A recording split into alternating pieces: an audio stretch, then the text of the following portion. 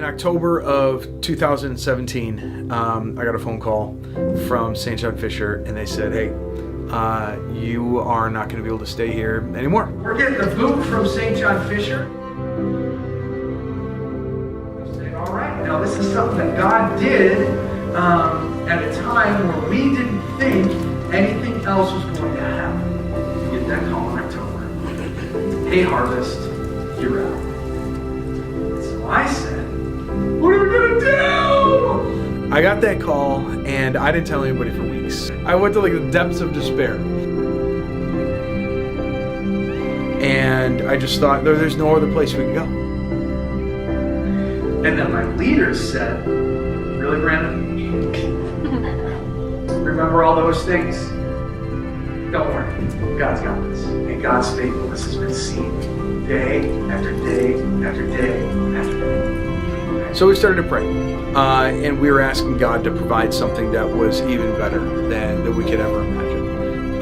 And my faith was so small that I couldn't imagine something better. And as soon as we walked in, we just knew this place is home. You know where it is?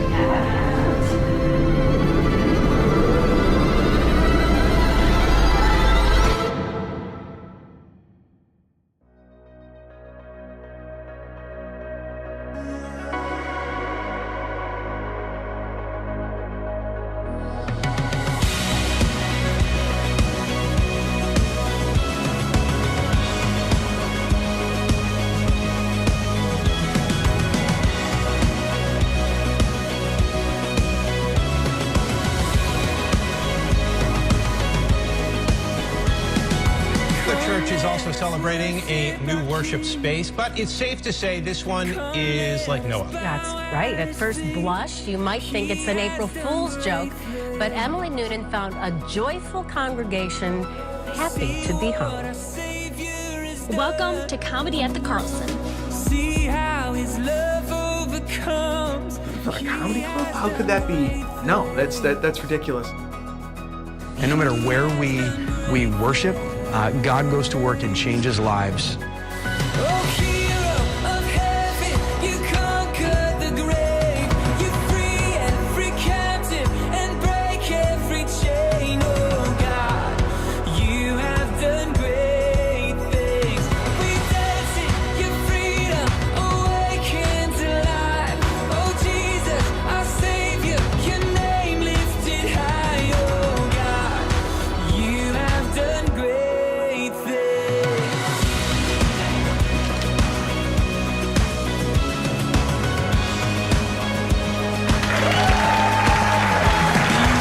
The Backpack Drive was this initiative that we started. We partnered with Comedy at the Carlson to provide backpacks for an entire grade of students at Claire Barton School number 2. There were hundreds of different backpacks. We were able to give them school supplies, pencils, papers, anything and everything for the first day of school. We had a prayer table connecting with some of the parents and the families, just trying to show them the love of Christ. But it was a good feeling to just be able to help and see the joy on the kids' faces when they were able to pick out their backpack.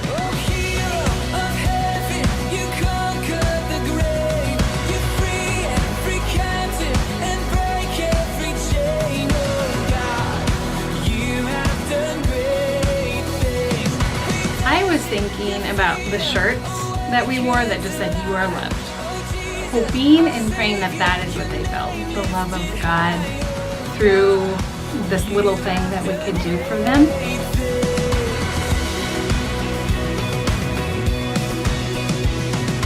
The Bliss Bible Camp was a time for the youth group to get together to go a little bit more into their faith and a time for them to bond with each other. It was our first ever Harvest Students Retreat, which was super exciting. We've been trying to do that since the beginning. And we had most of the kids turn out, which was good. Yeah, we had over 50% of our youth group.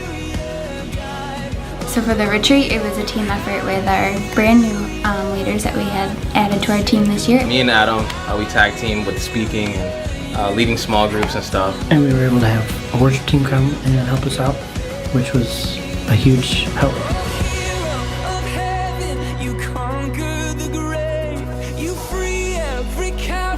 And break every chain, oh God, you have done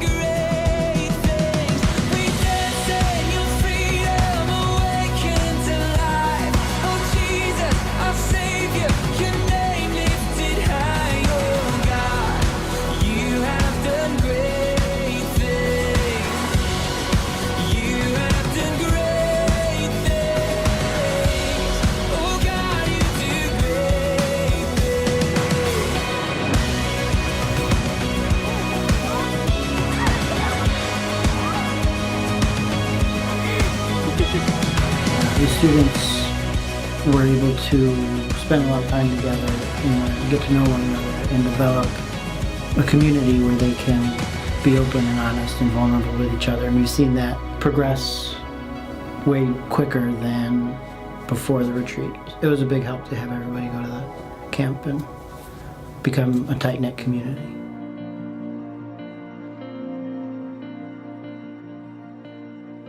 One of the most important things in our church's history happened this year. We installed Dale as an elder alongside of myself. Brought him on in June, I think, of 2018, and our church has been so much better taken care of and shepherded and loved. And elders, what we take care of is doctrine and discipline and direction, and all of that has been strengthened by having two of us that have been appointed by the Lord for this flock. And that's a really significant step for our church, because the guys that we're pouring into Brandon before are not local. They don't see what's going on. They're not here each and every week. And even though he was getting great guidance from them, it's not the feet on the street that we need to be looking and dealing with the issues of the church. Great is your faithfulness to me. Great is your faithfulness. Your goodness and mercy follow me. Great is your faithfulness. The past year, God has really shown me that feeling qualified or being qualified for the role of elder is not the important part. It's trusting in Him. And He's really worked through me and through Brandon to show me how much I need Him, need to be in prayer and need to be in His Word. And we spend a lot of time at our elder meetings in prayer, asking God to help us make the decisions that are in front of us and to show us His will for His local church. It's not ours. We just get to listen to what He has to say and lead appropriately. And the next exciting step is really looking forward to appointing new men as elders.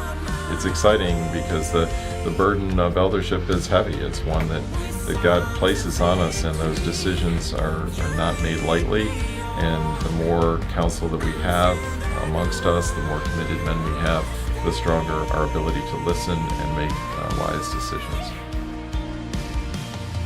Uncommon community is a group of people getting together, living out the one another's in God's Word.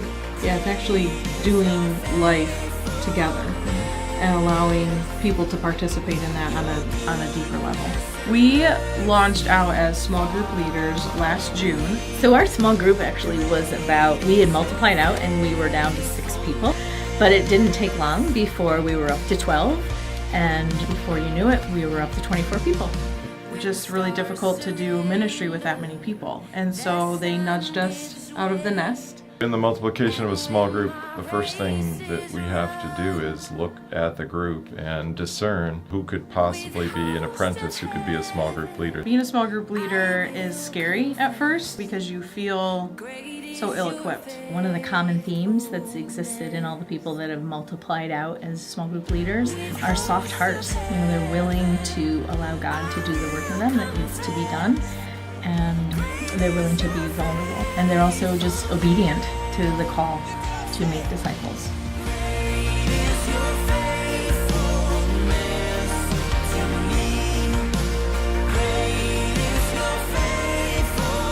At our multiplication party, we were telling stories of what God had done through our small group. And knowing what we had prayed for and wanted to happen in this church, it was just so exciting and just kind of a moment of awe.